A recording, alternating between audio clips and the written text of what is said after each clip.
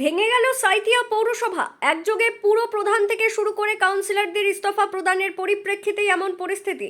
আজ সোমবার সিউড়ির মহকুমা শাসক দপ্তরে পুরপ্রধান বিপ্লব দত্ত থেকে শুরু করে অন্যান্য অধিকাংশ কাউন্সিলররা ইস্তফা দেন। আর এরপরেই আর সাঁইথিয়া পৌরসভার বোর্ড থাকলো না। তবে প্রশ্ন উঠছে, কেন এমন সিদ্ধান্ত?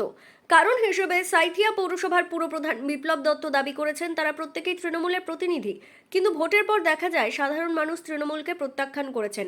সবথেকে বড় বিষয় হলো দলের ভয়ঙ্কর ডামাডোল পরিস্থিতি। এমন পরিস্থিতিতে তারা আর পৌরসভার পদ ধরে রাখতে চান না। আমি আজকে পদ ত্যাগ করলাম, চেয়ারম্যান এবং কাউন্সিলর দুটো পদ থেকেই।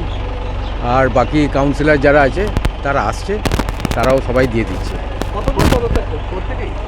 মোটামুটি আমি করলাম, আমি সবাইকে জানিয়ে করেছি।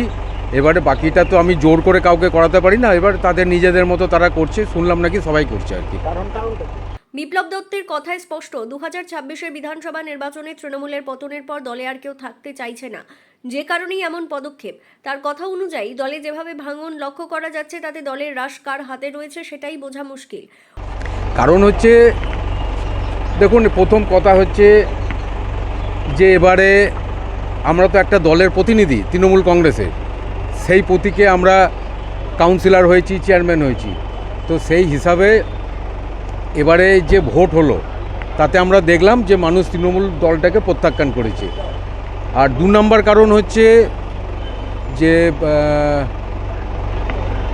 এখন যে দলের অবস্থা তাতে তো আর দলটাই খুঁজে পাচ্ছি না, মানে কোনটা আসল দল, এত দলের ভাঙাভাঙি। তো সুতরাং কীভাবে আমরা আমাদের সেখানে থাকা যায়। তাই আমাদের এই দলীয় আমার সিদ্ধান্ত যে আমি এটা থেকে পদত্যাগ করছি, ব্যাস এইটুকু। কি ভাঙার বলতে পারবো না, ওগুলো সব বড় বড় ব্যাপার, ওগুলো বড়দের ব্যাপার। আমরা খুব ছোটোখাটো আমরা কি না না না আমি কাউকে জানি, এটা আমার পার্সোনাল, আমার ডিসিশন, আমি পার্সোনাল নিয়েছি। রাজ্যে যে তৃণমূলের ভাঙন, তার ফলে কি বলতে পারবো না। অন্যদিকে অন্যান্য যে সকল কাউন্সিলররা ইস্তফা দিতে আসেন তাদের কেউ শারীরিক অসুস্থতার কারণ দেখিয়েছেন, কেউ আবার ব্যক্তিগত কারণ দেখিয়েছেন। সিদ্ধান্ত নিয়েছি আপনার নিজের শারীরিক অসুস্থতার জন্য, এবং বাড়িতে আমার স্ত্রী 15 বছর জন্য অসুস্থতা পড়েই আছে এখনো। আমার একটা ছোট বোন ক্যান্সারে আক্রান্ত। আমি এইগুলো একবার সামলাতে পারছি না, সিদ্ধান্ত নিজে এই জন্যই করেছি। তবে কেউই যে আর পদে থাকতে চাইছেন না সেটাই স্পষ্ট। আগামী দিনে তারা তৃণমূলে ত্যাগ করবেন কিনা তা অবশ্যই এখন জানাননি।